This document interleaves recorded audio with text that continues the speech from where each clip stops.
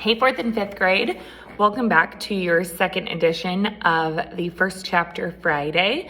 If you missed it, last week I read the first chapter of one of my favorite books in the library called The Truth About Mason Buttle. And this week I am going to switch it up just a little bit. I'm going to read a historical fiction book. So some of this is based on truth and reality. And the reason I'm doing it is because I get so many fourth and fifth graders who come and ask me if they can have a book about World War II, about the Nazis, about Hitler's Germany, all of that. And so this was one of my favorite read alouds to do when I was a fourth grade teacher, and I really think you're gonna like it. Some of you have already seen me suggest this book. We have several copies in the library, but I wanna make sure everybody knows about it and everybody gets this exposure because it's that good. It is really, really good. And this is a different side of the war that a lot of people don't remember or don't see. So this is a book called The War That Saved My Life. It has won a lot of awards, and there are actually two. So this is the first one, and there's a second one that goes with it as well, called The War I Finally Won. Okay, so here's the back, and then remember I'm gonna read the first chapter.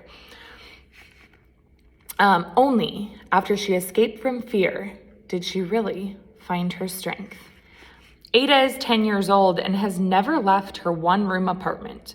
Her cruel mother is too humiliated by Ada's twisted foot to let her outside. So when her little brother Jamie is shipped out of London to escape the war, Ada sneaks out to join him.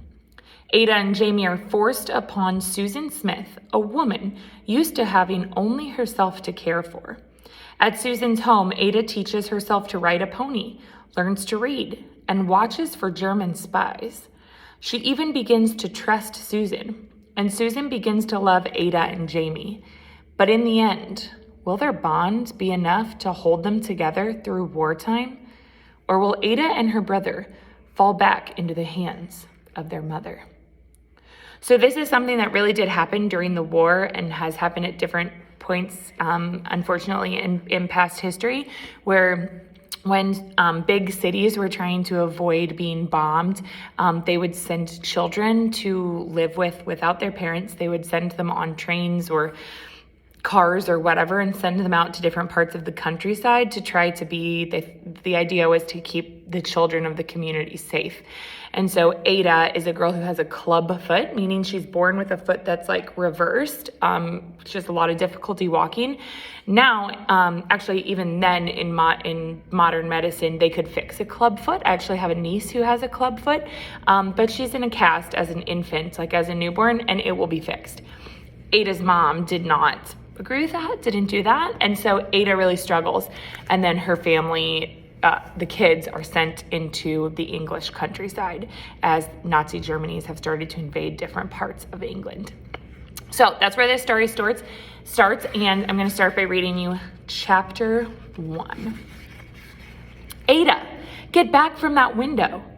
Mam's voice shouting. Mam's arm grabbing mine, yanking me, so I toppled off my chair and I fell hard to the floor. I was only saying hello to Stephen White. I knew better than to talk back, but sometimes my mouth was faster than my brain. I'd become a fighter that summer.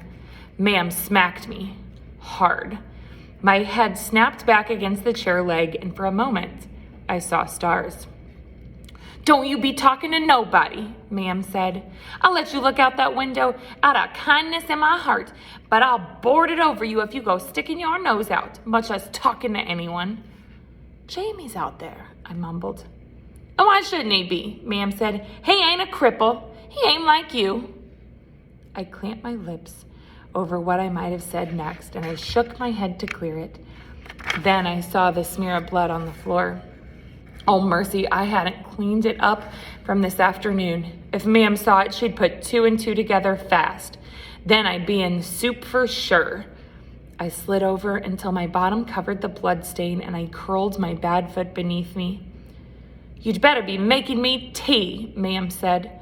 She sat on the edge of the bed and peeled off her stockings, wiggling her 2 good feet near my face. I'm off to work in a bit. Yes, ma'am. I pushed my window chair sideways to hide the blood. I crawled across the floor, keeping my scabbed over bad foot out of Mam's line of sight. I pulled myself onto our second chair, lit the gas ring, and put the kettle on. Cut me some bread and dripping, Ma'am said.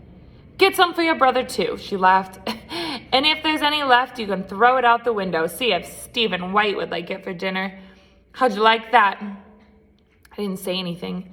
I cut 2 thick slices off the bread and shoved the rest behind the sink. Jamie wouldn't come home until after Ma'am left anyhow, and he'd always share whatever food there was with me.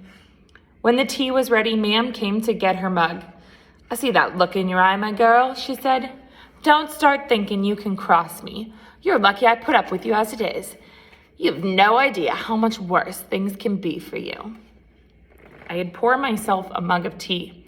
I took a deep swallow and felt the hot liquid scald a trail clear down to my gut.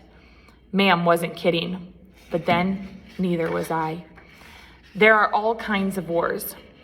This story I'm telling starts out 4 years ago, at the beginning of the summer of 1939. England stood on the edge of another great war then, the war we're in the middle of now.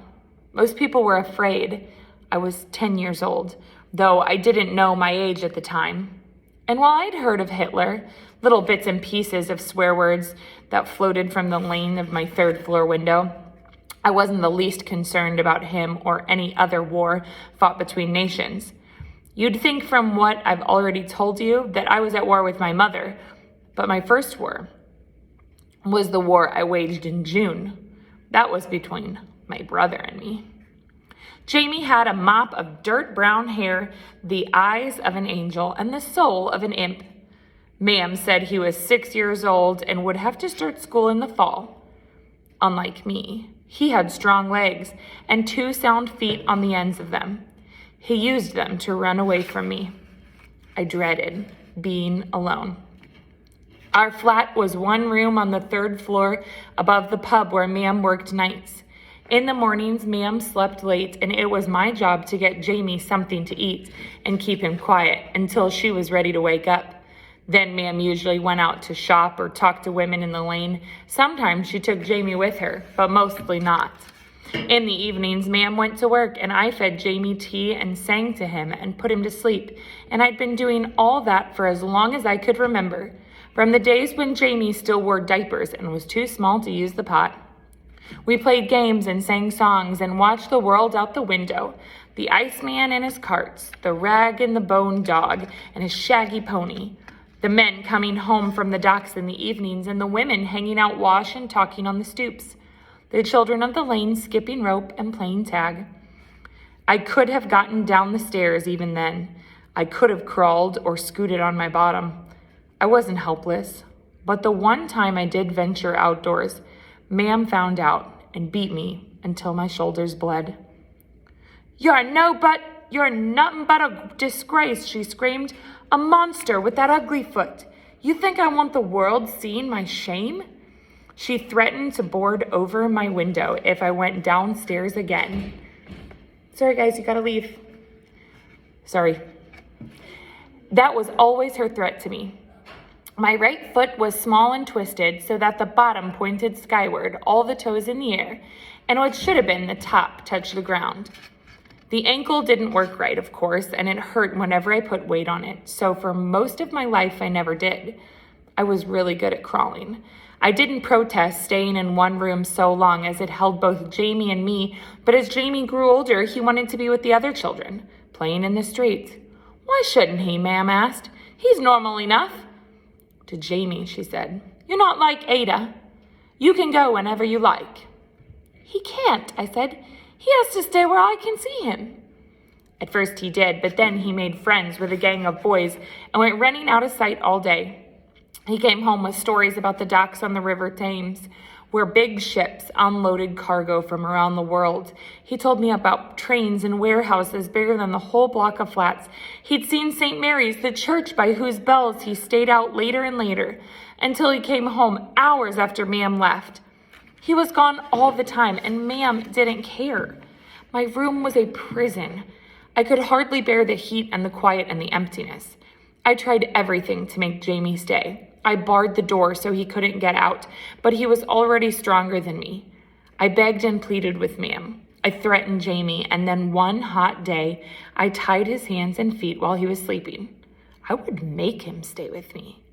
Jamie woke up. He didn't scream or shout. He thrashed once, and then he lay helpless, looking at me. Tears slid down his cheeks. I untied him as quickly as I could. I felt like a monster. He had a red mark on his wrist from where I'd pulled the string too tight. I won't do it again, I said. I promise I'll never do that again. Still, his tears flowed. I understood. In all my life, I had never hurt Jamie. I'd never hit him, not once. And now I'd become just like Ma'am. I'll stay inside, he whispered. No, I said. No, you don't need to, but have some tea before you leave. I gave him a mug and a piece of bread and dripping. It was just the two of us that morning. Ma'am gone, I don't know where. I patted Jamie's head and kissed the top of it and sang him a pretty song and did all I could to make him smile. Pretty soon you'll be going to school anyhow, I said, astonished that I hadn't fully realized this before. You'll be gone all day then. But I'll be okay. I'm gonna fix things, so I'll be okay. I coaxed him into going out to the play, and I waved to him from the window, and then I did what I should have done to start with. I taught myself to walk. If I could walk, maybe Ma'am wouldn't be so ashamed of me. Maybe we could disguise my crippled foot. Maybe I could leave the room and stay with Jamie, or at least go to him if he needed me. That's what I thought. That's what happened, though not the way I thought it would.